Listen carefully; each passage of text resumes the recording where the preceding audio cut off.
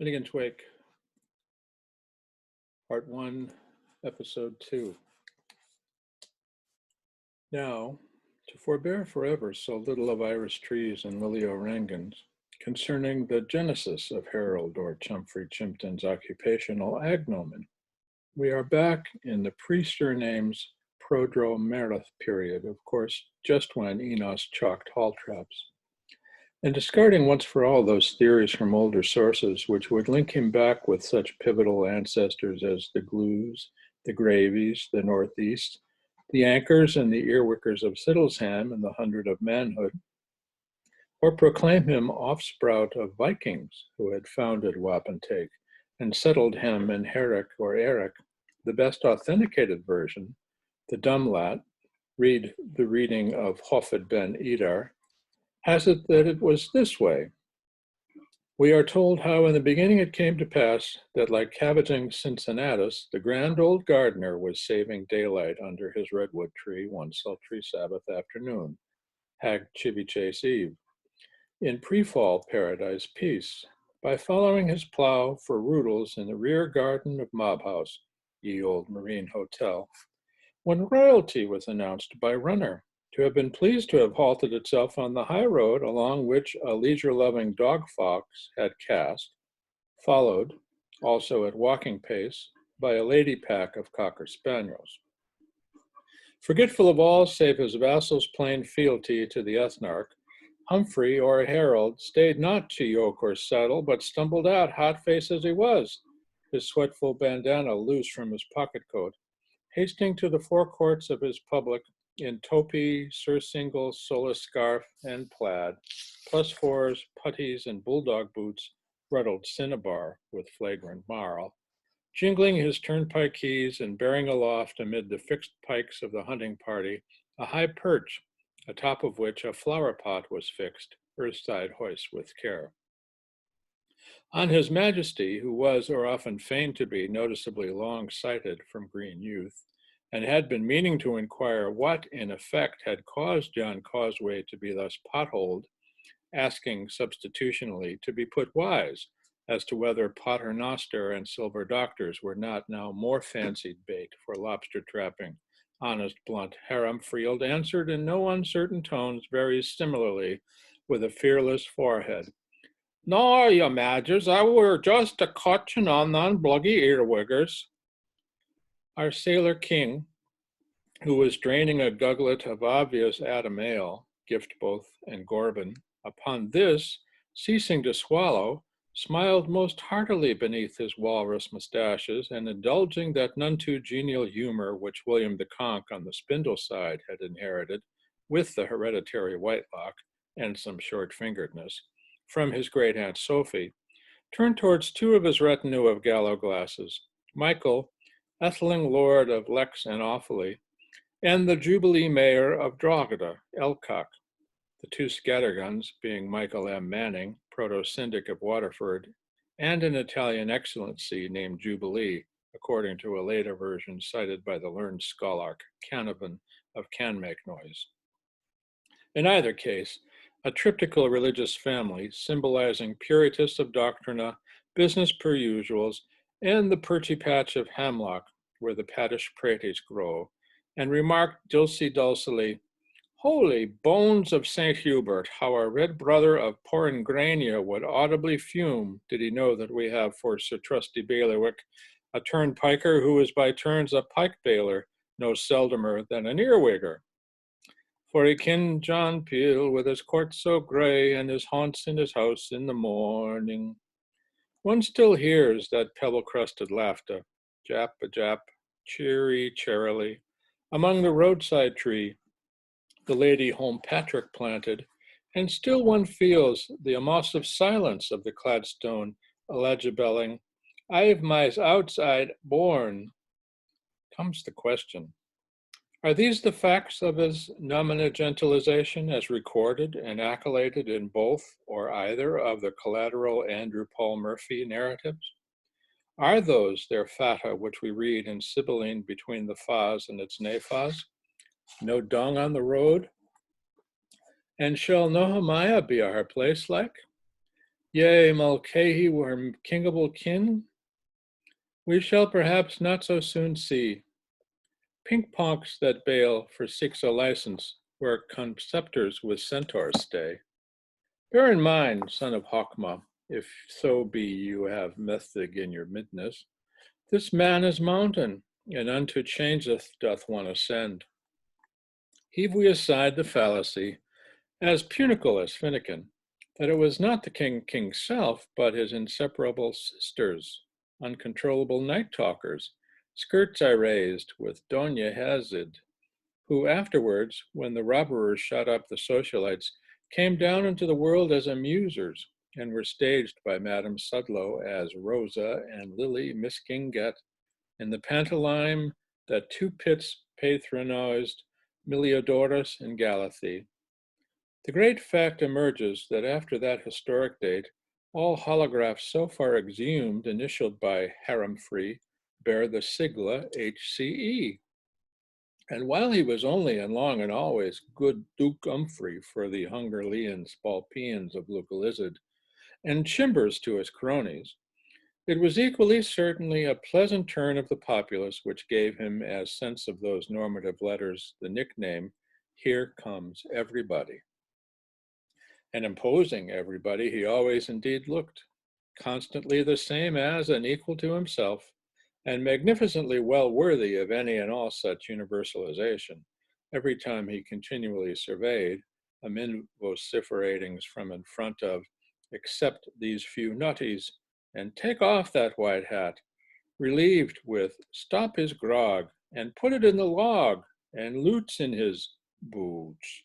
From good start to happy finish, the truly Catholic assemblage gathered together in that King's Street house of satin, a lustre-like, above floats and footlights, from their ass-bull velts and ox-gangs unanimously to applaud the inspiration of his lifetime and the hits of their careers.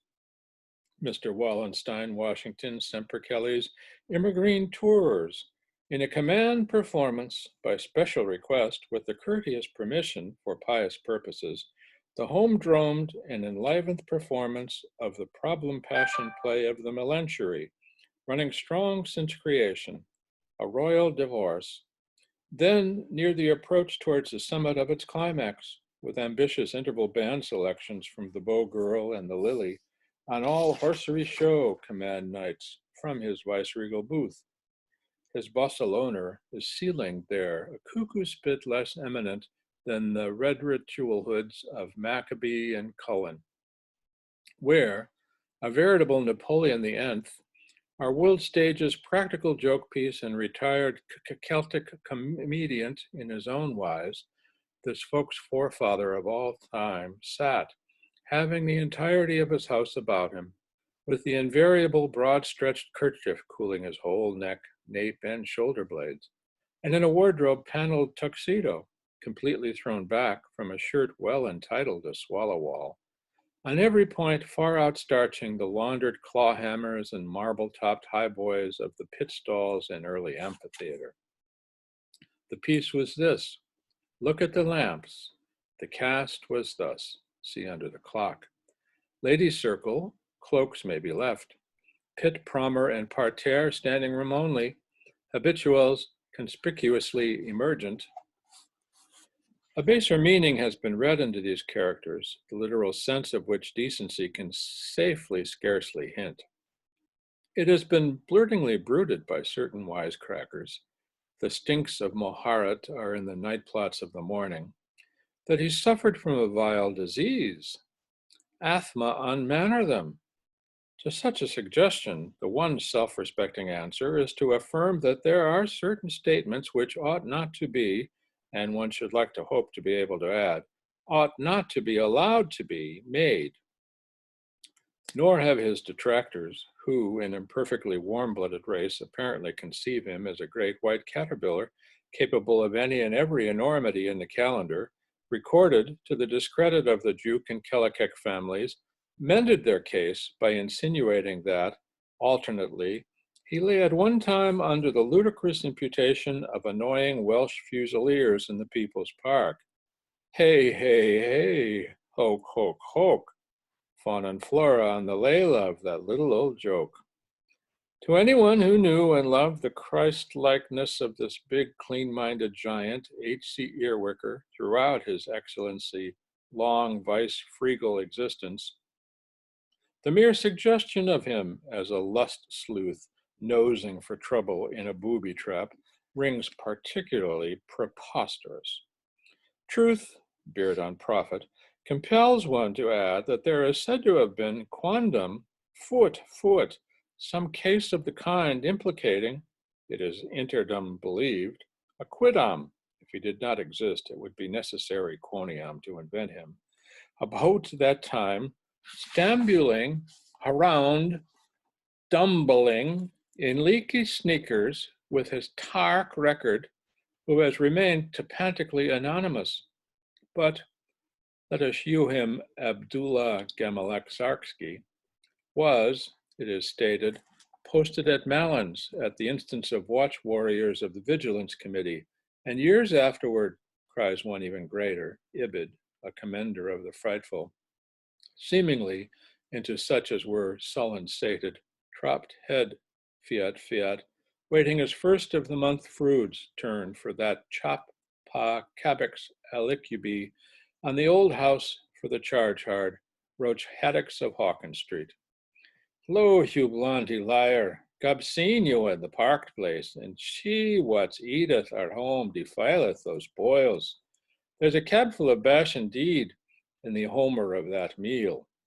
Slander, let it lie its flattest, has never been able to convict our good and great and no ordinary southern earwicker, that homogeneous man, as a pious author called him, of any graver impropriety than that advanced by some woodwards or regarders who did not dare deny, the Shomers, that they had, chin-ted, chin-tam, chin-chin-tefid, that day consumed their soul of the corn, of having behaved with ungentlemanski immodus opposite a pair of dainty maidservants in the swooth of the rushy hollow wither, or so the two gown and pinners pleaded. Dame Nature in all innocency had spontaneously, and about the same hour of the eventide, sent them both, but whose published combinations of Silken Lane testimonies are, where not dubiously pure, visibly divergent, as wept from wept, on minor points touching the intimate nature of this, a first offense in vert or venison, which was admittedly an incautious, but at its wildest, a partial exposure, with such attenuating circumstances.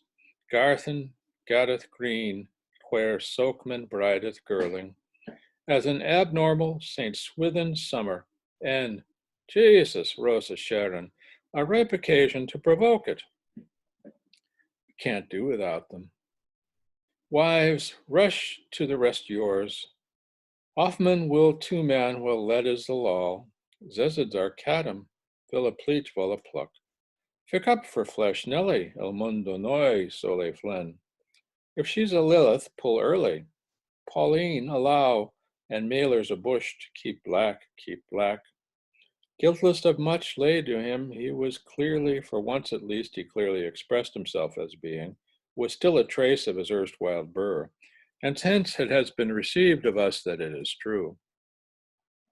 They tell the story, an amalgam as absorbing as calcium chlorides and hydrophobe sponges could make it, how one happy-go-gusty Ides of April morning, the anniversary as it fell out of his first assumption of his birthday suit, and writes in appurtenance to the confusioning of human races, ages and ages after the alleged misdemeanor, when the tried friend of all creation, Tigerwood Roadstaff to his stay, was billowing across the wide expanse of our greatest park in his caoutchouc, kepi, and great belt and Haydn sacks, and his blowfunks fustian and Ironsides jack boots and Bagafat gaiters, and his rubberized Inverness, he met a cad with a pipe.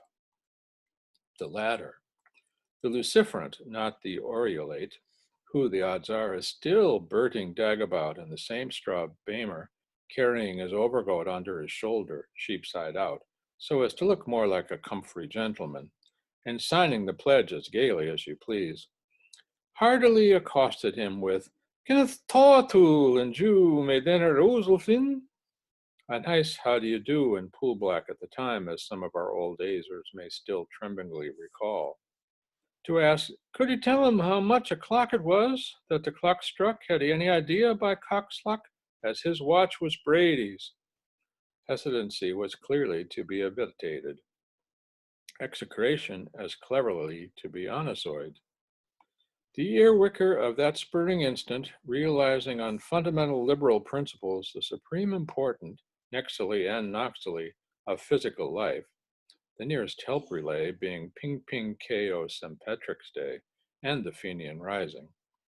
And unwishful as he felt of being hurled into eternity right then, plugged by a soft-nosed bullet from the sap, halted quick on the draw and replying that he was feeling tipstaff Q, produced from his gun pocket his Jurgensen shrapnel Waterbury, ours by communionism, his by UC capture.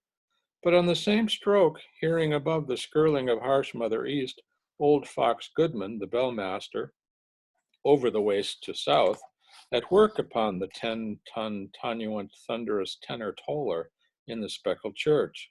Kahunan's call told the inquiring kidder, by Jehovah, it was 12 of 'em sidereal and tankard time, adding but all as he bended deeply with smoked sardinish breast to give more pondus to the copper stick he presented. Though this seems in some confusion with the chapstuck ginger, which, as being of sours, acids, salts, sweets, and bitters, compounded, as we know him to have used as chaw-chaw for bone, muscle, blood, flesh, and vim vital, that whereas the accusation against him had been made, what was known in high quarters, as was stood stated in Morgan's post, by a creature in human form who was quite beneath par and over and several degrees lower than your triple hydrid snake. In greater support of his word, it, quaint anticipation of a famous phrase, has been reconstructed out of oral style into the verbal for all time with ritual rhythmics and queritary quietude, and two semens stuck from successive accounts by Noah Webster, and the redaction known as the sayings attributive of H.C. Earwicker, prize on shillings, postlots free. The flaxen Gygus tapped his chronometrum dum-drum, and now standing full erect above the ambidjacent floodplain, scene of its happening, with one Berlin gauntlet chop stuck in the hough of his elbow, by ancientest sign lore his gesture meaning A, pointed at an angle of 32 degrees towards his Duc de Fer's overgrown milestone, as fellow to his gauge, and after a rendy present pause, averred with solemn emotions fire, Shake, comrade, me only them 5 ones, he is equal combat. I have one straight.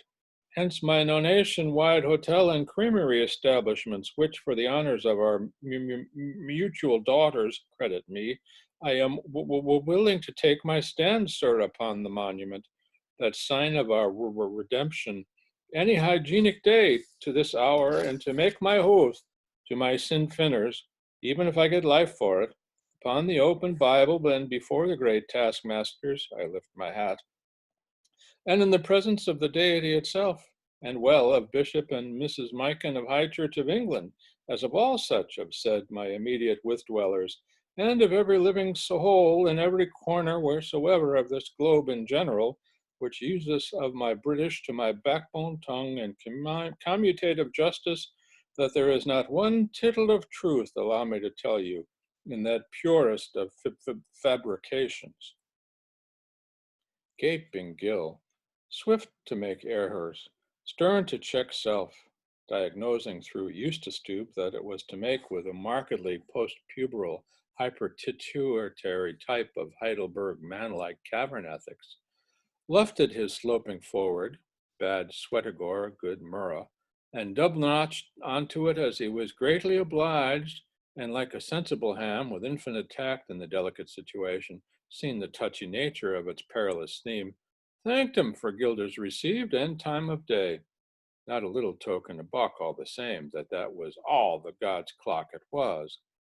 and upon humble duty to greet his tisk minister, and he shall gild the gap gaper, and thee his mouldy voids, went about his business, whoever it was, saluting corpses, as a matter of course.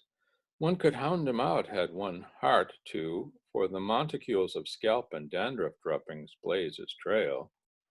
Accompanied by his trusty snorler and his permanent reflection, verbigracious, I have met with you, bird, too late, or if not, too worm and early, and with tag for ildiot repeated in his second month language as many of the big timers' verbatim words which he could baldly recall to memory that same Kveld Eve, ere the hour of the twattering of bards and the twitter litter, between Druidia and the deep sleep sea, when suppertide and souvenir to Charlatan Mall jointly came gently, and along the quiet darkenings of Grand and Royal, footman's foot and crept a hedge, when as to many a soft tongue's pocky talk, you'd answer you, sufter pogyog, Ravanda always acquiescent, while studying castles in the Blaun and studying cowshots over the Norren, he spat in careful convertedness a musaic dispensation about his hearthstone, if you please. Irish saliva, much de hola. But would a respectable, prominently connected fellow of Iro-European ascendances, with well-dressed ideas, who knew the correct things such as Mr. Shall we sigh or Mr. Shall we laugh, expectorate after such a callous fashion? No thank yous, when he had his Belcher Spuckertuck in his pocket, thuck. Muse fed with his thockets after having supped of the dish sod and pottage, which he snobbishly dabbed peach Bombay. It is rawly only Lucan Pukin Pilsen pie, which he knows which Senaffled and pibbered him. A supreme of excelling peas, balled under Minchog's milk into white malt wine sour, a provient the little bilker hoarsely relished, chaffet, in the Sneville season, being as faint as your rat with fennel. And on this celebrating occasion of the happy escape, for a crowning of pot valiance, this regional platter, Benjamin of Bulis, with a Spanish olive to middle point at zenith, was marinating itself, porco grasso, arabusqued very deluxiously with a bottle of Venus Brewery 98, followed for second nuptials by a peace port or grand cur, of both of which cherished table lights, though humble the banquet, 'tis a layman's farewell, he obdurately sniffed the cobweb-crusted corks. Our cad's bit of strife, nee Berenice Maxwellton, with a quick ear for spittoons, as the aftertale hath it, cleaned up as usual, with a domestic husbandry. No Persicks and Armelians for thee, Pomeranzia. But slipping the clav in her claw, broke of the matter among 111 others in her usual curtsy. How faint these first vespers womanly are, a secret pispigliando amid the laverty den of their manfolker. The next night nudge one, as was Hegesippus or a Huppachi, her eyes dry and small and speech thicklish, because he appeared a funny color like he couldn't stood the old hens no longer, to her particular reverend, the director, whom she had been meaning in her mind primarily to speak with. Hush, intra, just a thimblespoon, trusting, between coupled lips and Annie Lowry promises, might she never have carry nudden come hunno for her peckla pitchins? That the gospel so delivered in his epistolier, buried teetostally in their Irish stew, would go no further than his Jesuit's cloth.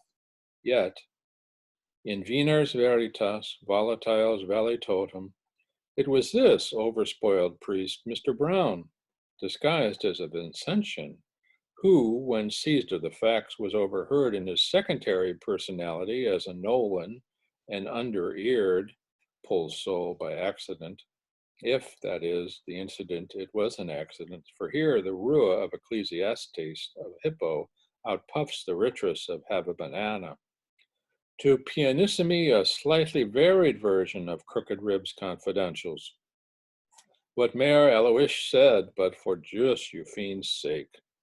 Hands between her hands, in fealty sworn, my bravor best, my frower, and to the strains of the secret of her birth, hushly pierced the ruby and orellum of one Philly Thurston, a lay teacher of rural science and orthophonetics, of a near stout figure and about the middle of his 40s, during a priestly flutter for safe and sane bets at the hippic run fields of breezy Baldoyle on a date. WW goes through the card, easily capable of remembrance by all pickers up of events national and Dublin details. The doubles of Perkin and Pollock, Peer and Prohl, when the classic Encourage Hackney plate was captured by two noses in a stablecloth finish, neck and neck, some and none, evilo nivelo, from the cream colt bold boy Cromwell, after a clever getaway by Captain Chaplain Blount's Row Hinney, St. Dalloch, drummer Coxon, none to pick third. At breakneck odds, thanks to you, great little bonny little porty little Winnie Widger, you're all their nappies, who in his never-ip mud and purpular cap was surely leagues unlike any other phantom weight that ever topped our timber Maggies. 'Twas two Paisanants Timcoves, the wetter is pest, the wrens are overt, and come, and the volks of the turfer is hurled on our land. Of the name of Trickle Tom, as was just out of pop following the theft of a leg of Kehoe Donnelly and Pakenham's finished pork, and his own blood and milk brother, Frisky Shorty. He was to be exquisitely punctilious about them, both Shorty and Frisky. A tipster, come off the hulks, both of them awful poor. What was out on the bum around for an oofbird game for a Jimmy O'Goblin or a small thicken as chanced. Well, the Seaforths was making the Colleen Ball to hear the passin' in the motor club or make use of his law language, edzo on. Touching the case of Mr. Adams, what was in all the Sundays, about it which he was rubbing noses with and having a gurgle off his own along of the buddy bloke and the specs. This Treacle Tom, to whom reference has been made, had been absent from his usual wild and woolly haunts in the land of counties capellines for some time previous to that.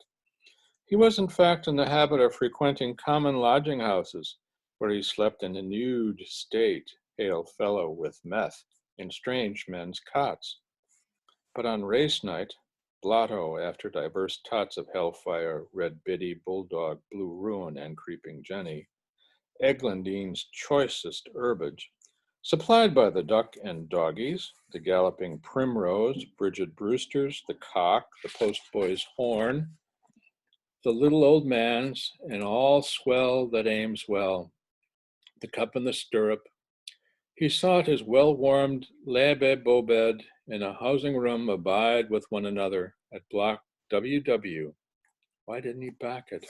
Pump Court, the Liberties. And what with multipuke on voltipuke, resnored alcoherently to the burden of I come, my horse delayed, num, the substance of the tale of the evangelical busybody, and the Rouger Bean.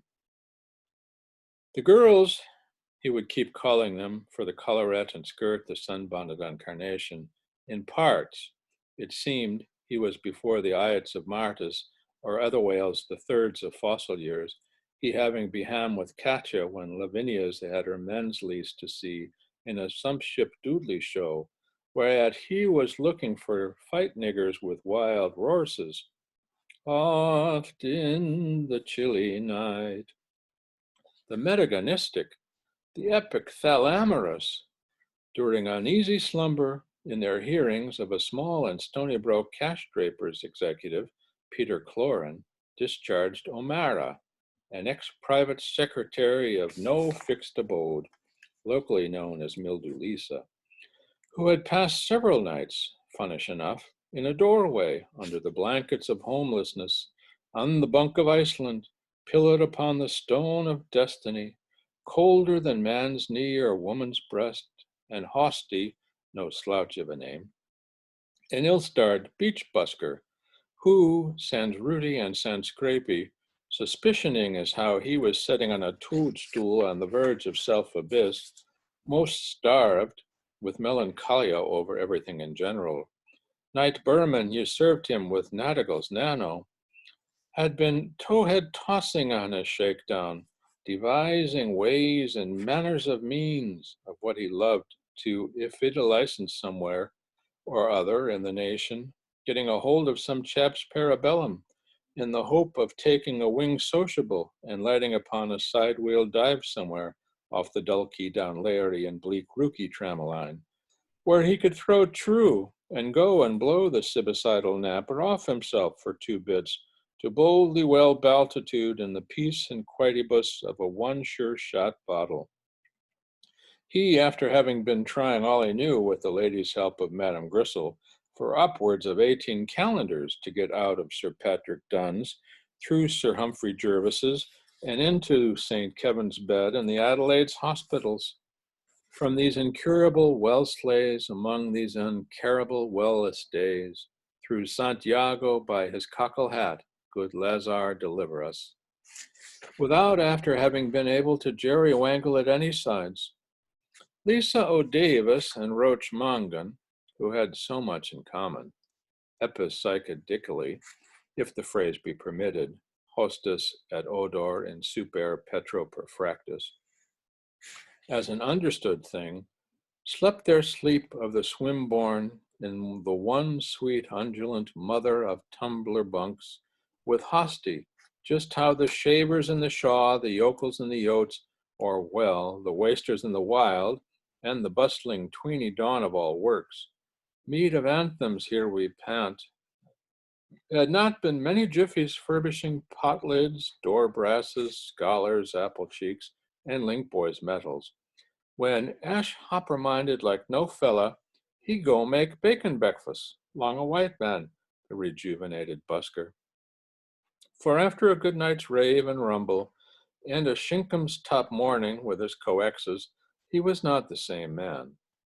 And his broad-awake bedroom suite, our boys, as our Byron called them, were up in a shuffle from the hog's home they loved named, the Barrel, cross Eblin's chilled hamlet. 3 roots and restings are there then superficies curiously correspondent with those Linnea and Puncta, where are tubpenny, halfpenny metro maniplums below the Oberflake underrails and stations at this time of riding.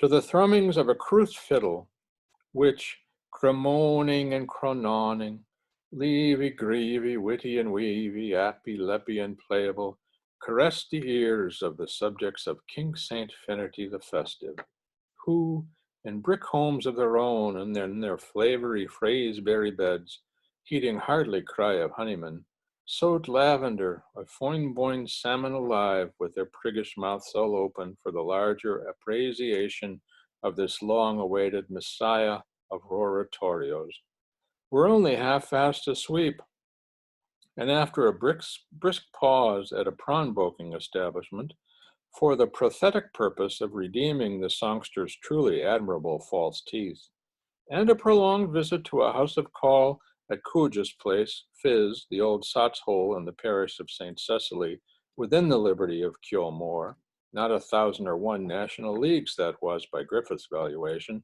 from the site of the statue of Primeware Glasstone, setting a match to the march of a maker, last of the Stuarts, Petetra, where the tale rambles along. The trio of Whackfall the Diddlers was joined by a further intentions apply tomorrow, casual, and a decent sort of the had-been variety, who had been just touching the weekly insult fewit, and all fig-blabbers, who saith of noun, had stimulants in the shape of G&Gs stood by the damn decent sort, after which stag luncheon and a few ones more just to celebrate yesterday, flushed with their fire-stuffed fostered friendship, the rascals came out of the licensed premises, Brown's first, the small P.S. executive cap a hand in their sad rear, like a Lodi's postscript, I want money, please send. Wiping their laugh-leaking lips on their sleeves, how the Buckalines shout the Roskin generally, Shane Finns are on. And the rhymer's world was with reason the richer for a would-be ballad, to the ballader of which the world of humanity singing owes a tribute for having placed on the planet's mellow map his lay of the vilest bogier but most attractionable avatar the world has ever had to explain for. This, more correctly Labine, or fellow, me leader, was first poured forth were Rao Livio riots and Call de Hudo humps under the shadow of the monument of the should-have-been legislator. Eleutheriodendron, spare, woodman, spare, to an overflow meeting of all the nations in Leinster, fully filling the visional area. And as a single-minded supercrowd, easily representative, what with masks, what with faces, of all sections and cross-sections, wine shop and cocoa house poured out to brim up the broaching of our Liffey-side people, to omit to mention of the mainland minority, and such as had wayfared via Watling, Ernan, Icknield, and Stane, in chief, a halted Cockney car with its quotal of Hardmouth's hacks, a northern Tory, a southern Whig, an East Anglian chronicler, and a Land-Wester Guardian, ranging from slips of young Dublinos from Cutpurse Row, having nothing better to do than walk about with their hands in their knee pants, sucking air whackers, we'd elicit jumbo bricks, side by side with truant officers, 3 woolen balls in poplin in search of a crust de pawn to busy professional gentlemen, a brace of palesmen with Dundrearies nooning toward dailies, fresh from snipe hitting and mallard missing on Rutland Heath, exchanging cold sneers, mask-going ladies from Hume Street in their chairs, the bears baited, some wandering hamlags out of the adjacent clover fields of Moss's Gardens, an oblate father from Skinner's Alley, bricklayers, a Fleming in Tabinet fumant with spouse and dog, an aged hammersmith who had some chisellers by the hand, a bout of cudgel players, not a few sheep with the braxy, 2 blue-coat scholars, 4 broke gents out of Simpson's on the Rocks, a portly and a pert, still tassing turkey coffee and orange shrub in Tickey's door, Peter Pym and Paul Fry, and then Eliot and O. Atkinson, suffering hell's delights from the blains of their annuitants' acorns, not forgetting a deuce of Diana's righty for the hunt, a particularist prebendary pondering on the Roman Easter, the tonsure questioned, and Greek uniates, plunkum, a lace lappet head or 2 or 3 or 4 from a window, and so on, down to a few good old souls, who, as they were juiced after taking their pledge over at the uncle's place, were evidently under the spell of liquor from the wake of Terry the tailor, a fair girl, a jolly poster-boy thinking of 3 flagons and 1, a plummet roll, a half-sir from the weaver's almshouse who clings and chat clings to her, a whole dam's cloud-hued petticoat as child, as curiolator, as Cake O'Leary. The war arrow went round, so it did. A nation wants a gaze, and the ballad, in the Philobrine Trancoped meter affectioned by Tao Chebo in his Casudas de Pulicinello Artahut, stampeded on to a slip of Blancovide and headed by an excessively rough and red woodcut, privately printed at the rhyme press of Delville, soon fluttered its secret on white highway and brown byway to the rose of the winds and the blue of the gales, from archway to lattice, and from black hand to pink ear, village crying to village, through the 5 Pussyfors green of the United States of Scotia Picta. And he who denies it, may his hairs be rubbed in dirt, to the added strains, so peaceful, of his majesty the flute, that one croon king of instruments, Pigot's purest, Cielo al Soluto, which Mr. Delaney, Mr. DeLacy, Horn, anticipating a perfect downpour of plaudits among the rhapsods, piped out of his decensored hat, looking still more like his Percival namesake, as men of Gaul noted, but before of to sput about the snowy-crested In a moist leader's wild and molting hair, Dr. Hitchcock hoisted his fezzy fuzz at bludgeon's height, signum to his companions of the chalice for the loud fellow boys, and silentium in curia, our maypole once more where he rose of old. And the canto was chanted, three there chorused and christened, where by the old toll gate, St. Anona Street and church. And around the lawn it ran, and this is the ran that Hosty made, spoken. Boils and kales, scarrets and pritchards, versified and piercified, may the truth we tale of live and stony. Here line the refrains of, some vote him Vike, some mote him Mike, some dub him Lin and Finn, while others hail him Lug, Bug, Dan, Lop, Lex, Gunner, Gwyn. Some apt him Arth, some bapt him Barth, Call, Nall, Saul, Will, Wheel, Wall. But I parse him Pierce O'Reilly, else he's called no name at all. Together. Arrah, leave it to Hosty, Frosty Hosty, leave it to Hosty, for he's the man to rhyme the ran, the king of all rans. Have you here? Some ha. Have we where? Some ha'n't. Have you heard? Others do. Have we where'd? Others don't. It's coming, it's brumming, the clip, the clop, all glass crash. The click-ack, clack-ack, class-cack, clop-hats, clash, bad, a crappy, potty, crotty, grada, da, semi, sammy, hoothie, chaplalati, ploddy, plankin, plocked. Ardite, music cue. The Ballad of Pierce O'Reilly. Have you heard of one Humpty Dumpty, how he fell with a roll and a rumble, and curled up like Lord Olaf a crumple, by the butt of the magazine wall, hump, helmet and all. He was one time our king of the castle, now he's kicked about like a rotten old parsnip, and from Green Street he'll be sent by order of his worship to the penal jail of Mountjoy, to the jail of Mountjoy, jail him in joy. He was father of all schemes for to bother us, slow coaches and immaculate contraceptives for the populace, mare's milk for the sick 7 dry Sundays a week, open air love and religion's reform, and religious reform, hideous in form. Era wise, says you, couldn't he manage it? I'll go bail my fine dairyman darling, like the bumping bull of the Cassidys, all your butter is in your horns, his butter's in his horns, butter his horns. Hurrah there, Hosty, Frosty, Hosty, change that shirt on ye, rhymed the ran, the king of all rans. Balbuccio. We had chops, chairs, chewing gum, the chicken pox and china chambers, universally provided by the soft-soaping salesman. Small wonder he'll cheat, Erawan, our local lads nicknamed him when Chimpton first took the floor with his bucket shop store down Bargain Weg lower.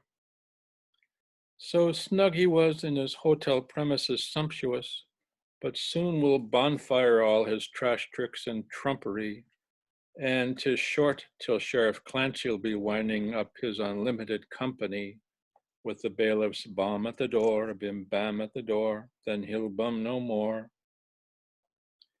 Sweet bad luck on the waves washed to our island, the hooker of that Hammerfest Viking, and Gall's curse on the day when Ablana Bay saw his black and tan men of war, on the harbor bar.